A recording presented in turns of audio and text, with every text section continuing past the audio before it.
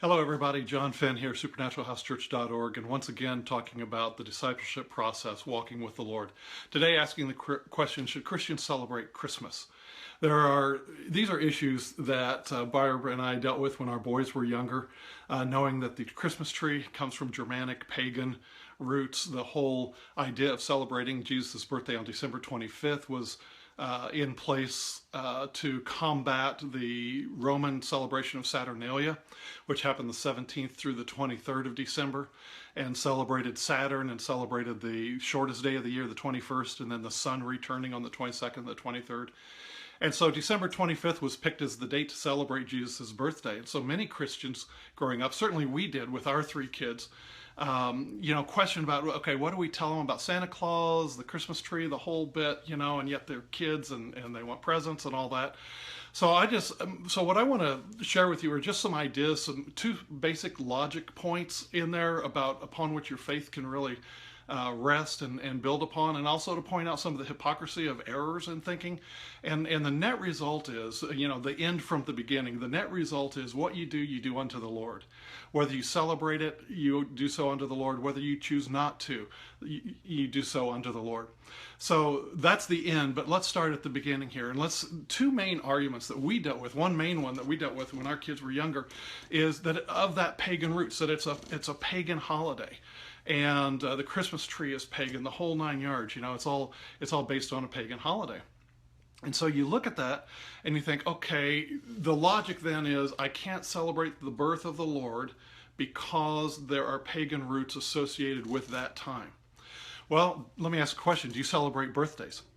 You say, why would I ask that? Because in ancient Greece, this is where birthdays got started. In ancient Greece, they worshiped the goddess Artemis.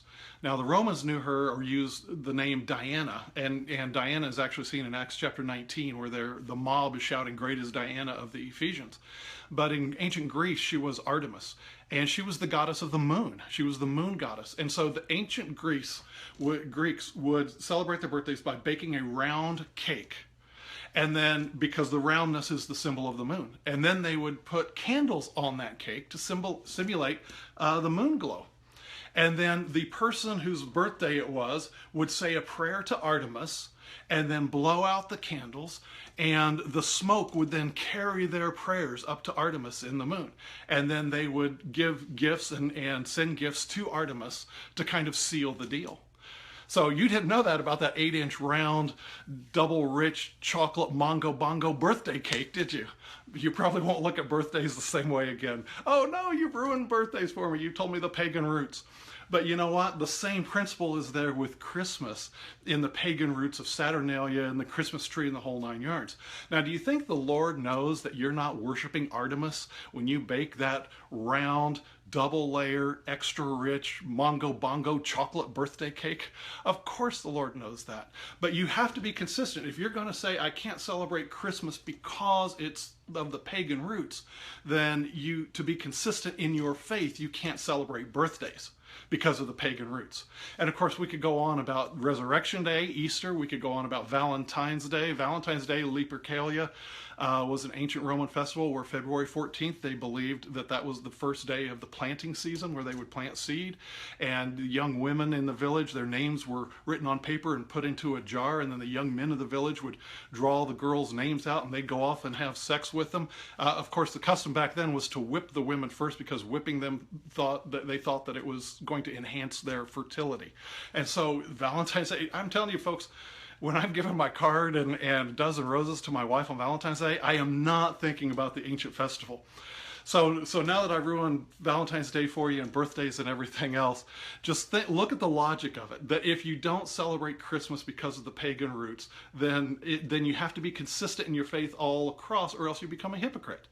And so you can't celebrate, the Resurrection Day, birthdays, Valentine's Day, St. Patrick's Day, May 1st, April Fools. I mean, none of that, because there's all pagan roots. You can't throw a dart at a calendar without hitting some pagan festival somewhere. So that argument really, Barb and I toss that aside for those reasons and others. That, okay, so it's not legitimate to say, okay, just because of pagan roots we celebrate. The Lord knows we're not going to dance around the Christmas tree and thank the evergreen tree that the spring will soon come and spare us from the rest of winter. The Lord knows all that. So that aside, then the second argument that I often hear is, well, it's not a biblical feast. It's not a biblical festival. And so, and Christians will say something like, I do a Passover Seder, and I fast on Yom Kippur and stuff like that. I kind of observe the Leviticus 23 festivals. And that sounds good, and it sounds righteous, and it sounds holy. I can't celebrate it because it's not a biblical feast. And yet, when you turn to John chapter 10, the whole of John chapter 10, we are told in verse 22, was Jesus teaching from the temple during the wintertime at the Feast of Dedication. Now, the Feast of Dedication is what we call today Hanukkah. And so when it's Hanukkah, you've got to realize that Jesus is in the temple and he's teaching, obviously celebrating Hanukkah, or the Feast of Dedication. Now that came about, that was a man-made festival. That's not a Leviticus 23 festival. That came about 150 years before Jesus, when they dedicated the temple. But because of the war and conflict and everything, the lamp only had enough oil for one day. And so they had to process the olive oil and everything for the lamp. So it took 8 days. It was 8 days that lamp burned miraculously without the oil going down at all. And so that became an annual celebration that we call Hanukkah today. And so the lighting of the candles, one each day, and the giving of gifts, and the spinning of the tops of the dreidels and all that came about later. But obviously Jesus was celebrating it. To say that he's not is not realistic. I mean, Jesus is a Jewish man in the first century in Jerusalem. There's no record of him celebrating Yom Kippur or Pentecost either. And we have exactly one example of him in Passover and one example of him in Tabernacles in John chapter 7. But we don't have any record of him celebrating Pentecost or Yom Kippur, but it's ridiculous to think that he would not have. And it's the same thing here. So when John 10:22 says that he was in the temple teaching during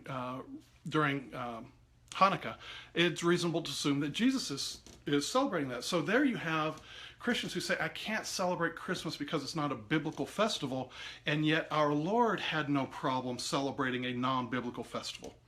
In fact, here's the wisdom of it. Here's the kernel of truth for all this.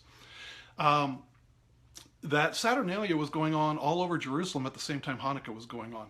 And so, that culture, that Roman culture, all those gods and goddesses and everything they were celebrating during Saturnalia, which was a week-long party, basically, excuse to party.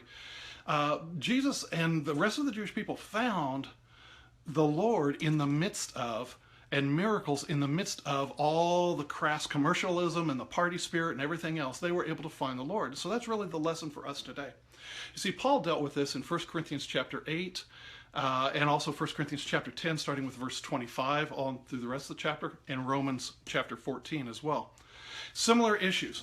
The issue was this, that meat that had been sacrificed to the gods and goddesses in the temples was then sold to restaurants and the meat markets and the grocery stores that were around the temple area. If you go to Corinth, like I led a group to Corinth a few years ago, you can go on the two sides and you can see the remains of all the stalls and everything where all the shops and the restaurants were.